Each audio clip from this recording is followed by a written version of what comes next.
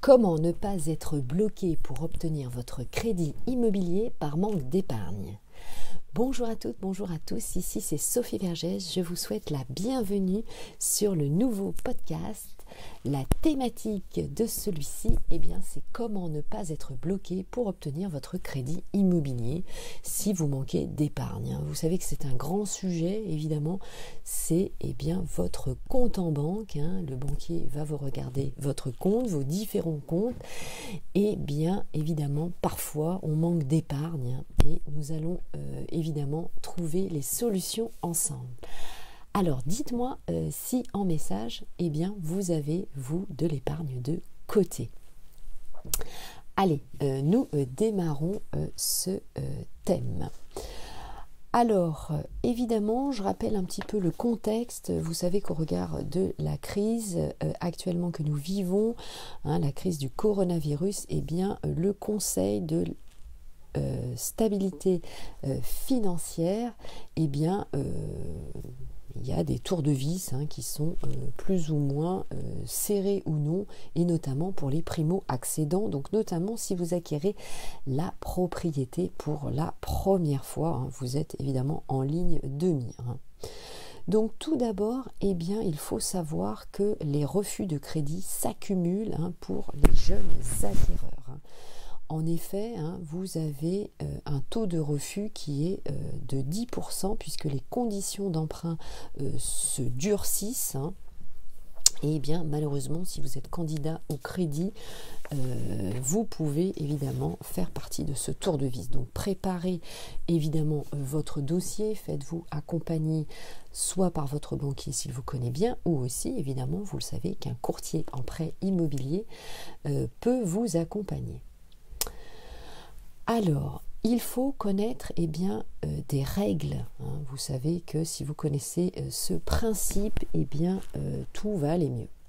Alors, il faut savoir calculer votre taux d'endettement qui doit correspondre à un tiers de vos revenus. L'idée, c'est le plus facile, c'est de prendre vos revenus nets, de diviser par 3 et ça va vous donner une tendance, puisqu'on le sait que aujourd'hui, justement, le Haut Conseil de la stabilité financière recommande des taux, bien sûr, d'endettement plus élevés, mais faites très attention.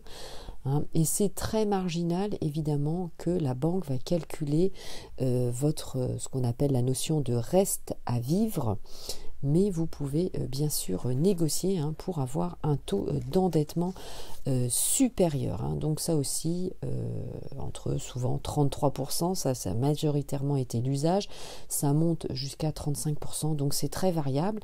Et vous avez aussi des durées de crédit qui sont allongées au-delà de 25 ans.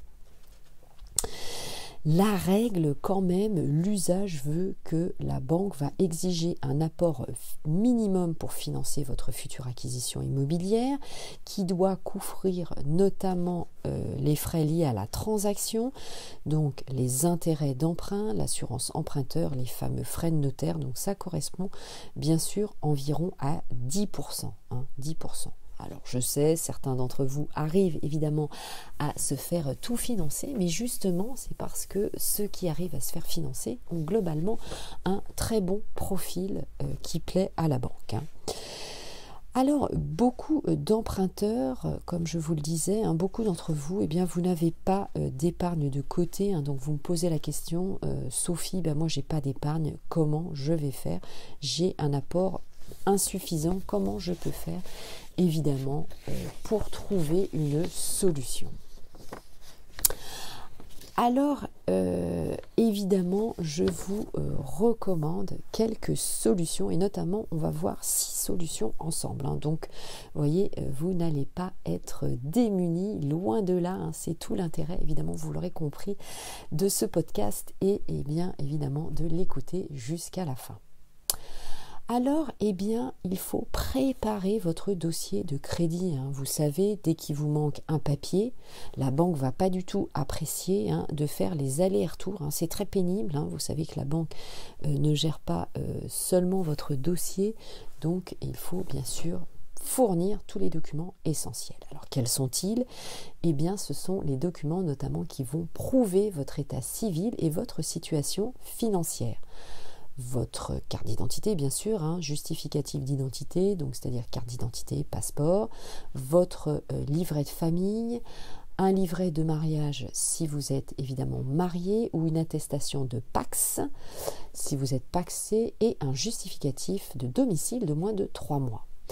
Ensuite, eh bien, comme je vous le disais, avoir une bonne santé financière. Ça va être vraiment la clé de votre succès sur une période de 3 à 6 mois. Ça, ce sera bien sûr bien meilleur avant votre demande de prêt. Donc, faites cela en temps masqué.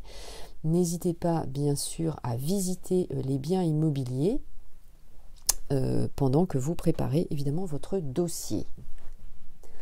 Vous devez optimiser évidemment la gestion de vos économies, mais aussi rembourser vos prêts à la consommation si vous en avez. Donc pendant cette période, je vous le recommande. Évitez, voire ne pas avoir de découvert, et reporter certains projets comme des voyages par exemple. Ensuite, je vous recommande d'avoir un apport personnel et aussi avoir une bonne capacité d'épargner. Donc prévoyez d'épargner, même si ce n'est pas grand-chose. Tous les mois, hein, faites un virement évidemment régulier sur votre compte. Ça va déjà prouver à la banque un bon comportement d'épargnant, mais aussi évidemment, pensez-y, vous allez être futur propriétaire, donc ça veut dire que vous commencez à bien gérer vos comptes.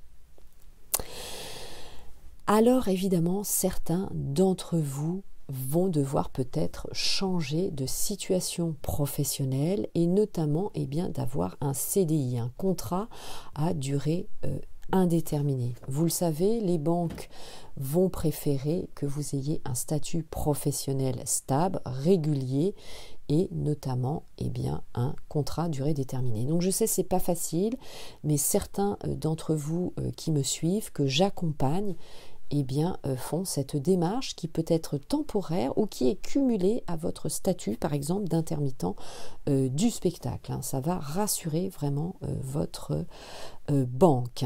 Une expérience continue, évidemment, en tant qu'auto-entrepreneur, un exemple de plus de 3 ans, ça c'est très bien, mais la banque, évidemment, elle préfère un CDI, un contrat à durée indéterminée, pardon. Et sixième et dernière solution, et sixième et dernier point, n'oubliez pas bien sûr de fournir vos 2 derniers avis d'imposition et vos 3 derniers relevés de compte courant. Le mieux bien sûr, l'idéal c'est sur 6 mois, puisque ça va montrer bien sûr l'entièreté de vos comptes, l'entièreté de votre gestion saine de vos comptes bancaires. Allez, c'était tout pour ce podcast. Je vous remercie de l'avoir écouté évidemment jusqu'au bout. N'hésitez pas bien sûr à le partager, à m'envoyer des messages pour que nous puissions échanger ensemble. Merci à vous, portez-vous bien, à très bientôt, je vous embrasse.